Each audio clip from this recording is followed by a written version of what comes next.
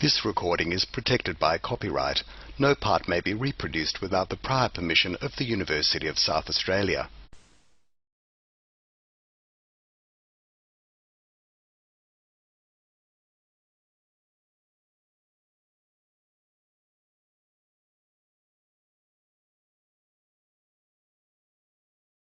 So we have first up Jeremy Sibbald. Is that the pronunciation?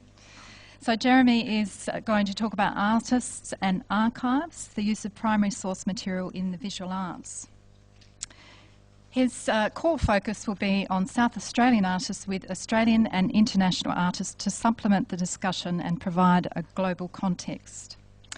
Jeremy has a degree in art theory from the University of New South Wales College of Fine Arts, where he ran a program of lectures from some of Australia's leading visual artists and curators.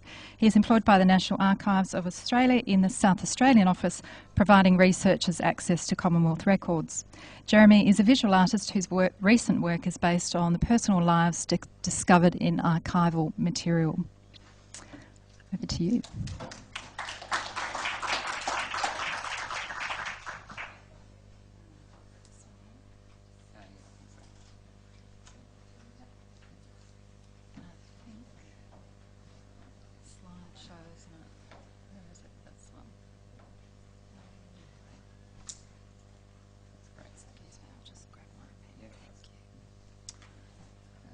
Thank you. So in this discussion, I want to demonstrate how artists use archival material to create artworks.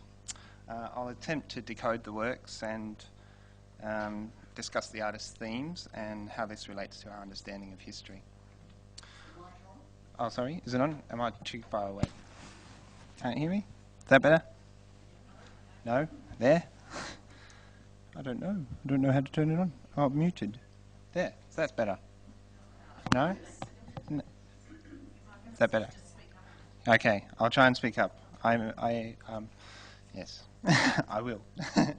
So I'll start again. In this discussion, I want to demonstrate how artists use archival material to create artworks, and I'll attempt to decode the works and discuss the artist's themes and how this relates to our understanding of history. Sorry. Okay. All right. So I also hope to demonstrate how the artists interrogate archival theory and practice in their work.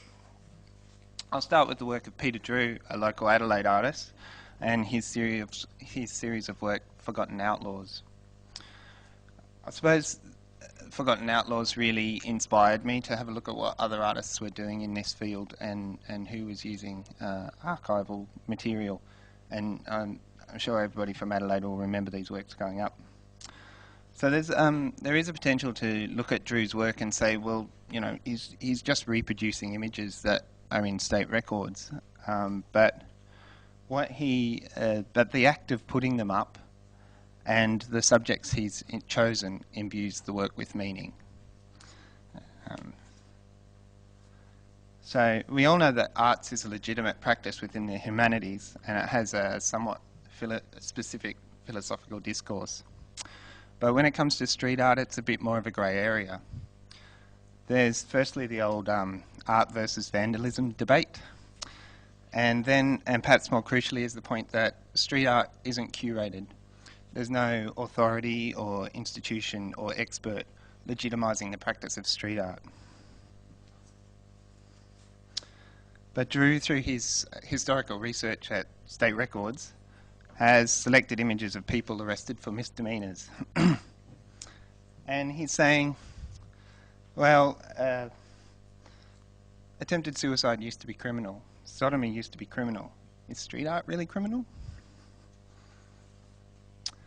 And the realisation of this seeking to be legitimised for Drew came when the Adelaide City Council provided retrospective approval for his works, or at least agreed to stop taking the works down on the provisions that Drew obtained the building owner's permission and removed the surname of the subject. Removing the surname of the subject is a bit of an unusual request because, as researchers, we all know they're available at state records. So to put them out in the public realm is their role. And Drew was just following on, just what a historian would do when they're publishing people's names in a work of history, a literary work. So to historians, Drew might be asking similar questions about legitimacy. Is historical research for us artistic expression legitimate? Does artistic expression contribute to historical discourse? From an archivist's point of view, I'm happy to say that Drew cited the series that he drew the images from on his website. So. Oops. Oh, how do I go back? Sorry. So this is the work of Shymanati, which is similar to Drew's Forgotten Outlaws in its style and its subject, but more closely resembles the more closely resembles the historian's method through the artist's motivations. In this work, An Unusually Bad Lot, Atty presents the history of a building. The Institute of Contemporary Arts in Boston used to be a police station and jail. Atty uses projections of mugshots and laser-written text from archival sources to illustrate the attitudes and practices of the past. And does this in contrast to our own contemporary society. For example, phrases like, she did not seem to feel the least ashamed for being arrested for fornication, not even with a coloured man, appeared in conjunction with the mugshot of a young woman from the 19th century. Atty's projections are like... No, you're right. So Atty's projections are like ghosts of the past visiting our neighbourhoods at night, reminding us that significant events in history were experienced by ordinary people. These works, The Writing on the Wall, represent photographs of Jewish neighbourhoods of Berlin before the Holocaust. Atty's research was made difficult by the destruction of much of the records of the area by the Third Reich. And his research was also hampered by the modernisation of the neighbourhood. These works were created in the 1990s in the former East Berlin.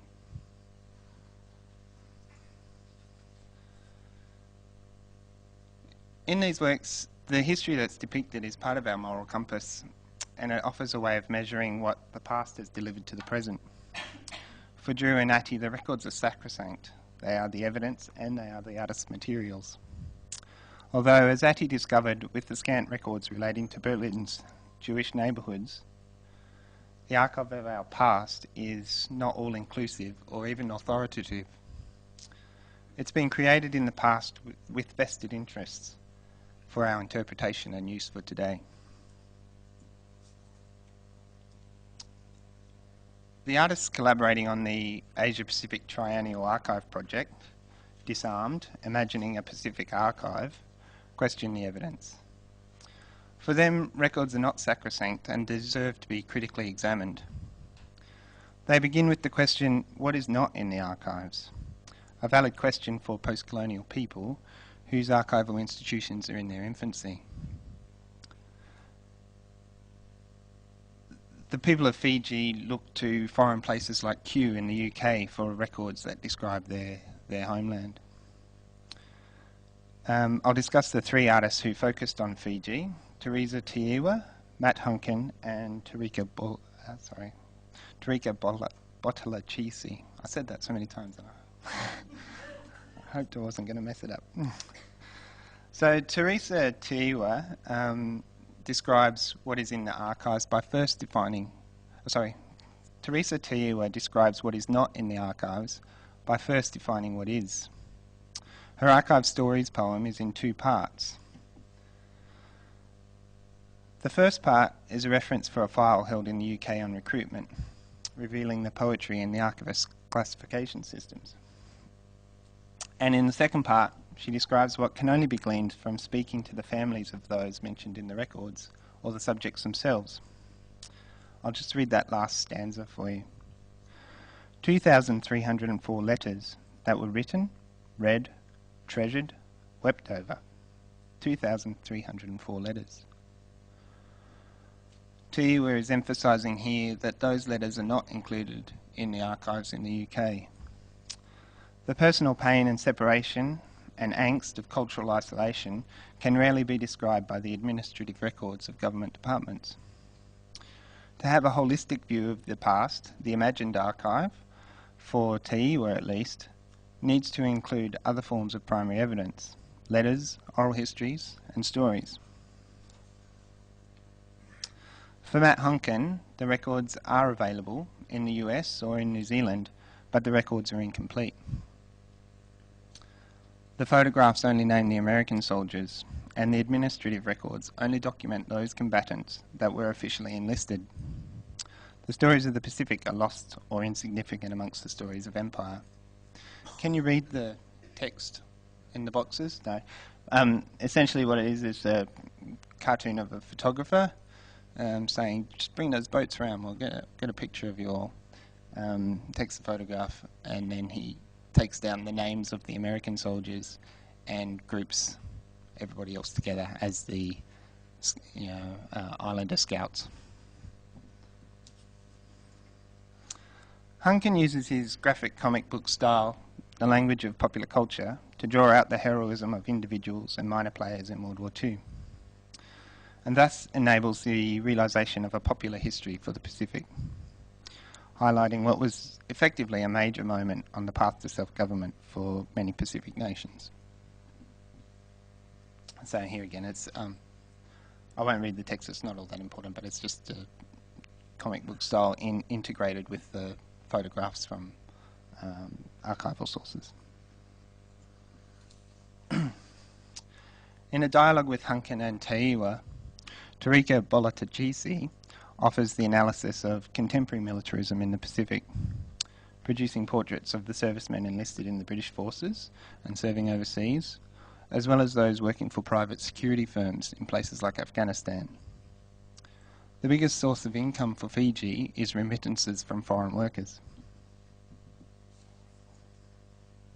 So they're foreign workers from Fiji working overseas. Bolatajisi is contributing a portrait of those men missing from Fiji as her contribution to the imagined archive. Bolatajisi's pictures are two portraits really, one with the subject missing and the other displaced, without a landscape and pixelated. In a way, these portraits can be taken to represent the way people of the Pacific are represented by the archives in the UK, US, New Zealand and Australia. On one hand, we have the missing information. Who were these faces in the photographs, without names? What was their contribution? On the other hand, we have the missing information. Oh, sorry, I just read that bit. And on the other hand, we have the portrait of the blurred, vague outline of people serving overseas, out of context and isolated from their homeland and culture.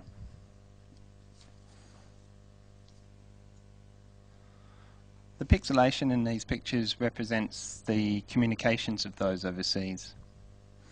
They communicate via social media, which is sometimes specifically designed for their situation. The letters and the postcards that Teiwa is looking for will not be contributed to the archive by this generation either. Also, in the increasingly privatised wars, the administrative records of governments, collected by archival institutions, will document less and less about these outsourced contractors. Will we have the records that Hunkin has relied on for his history, or will they be missing from the Pacific too? In the Museum of Modern Art collection in New York, there's a possible solution to the loss of personal digitally born records. Created by designer and psychologist Michelle Gawler, these small digital repositories provide a storage and access point for the digital remains of someone who has passed away. They've been referred to as a digital urn and contain important information that's created and stored digitally within a person's lifetime. This information would otherwise fade away sometime after the person's death. The digital remains are prepared like a will, with digital photographs, videos, important correspondence and digital music collections. The remains are activated when held near a computer or device, and the information accessed through the device.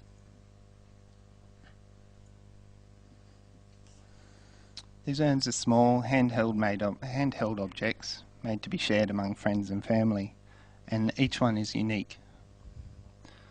They are digital repositories that archivists and records managers are developing for our institutions, but are personalised. They're on a smaller scale, just like a shoebox of photographs or a bundle of letters. So the one thing all these artists have in common is that they've explored how archives relate to culture through typical historical research, but also by interrogating how archives describe the past and asking what records we will create and hold in the future. Thank you.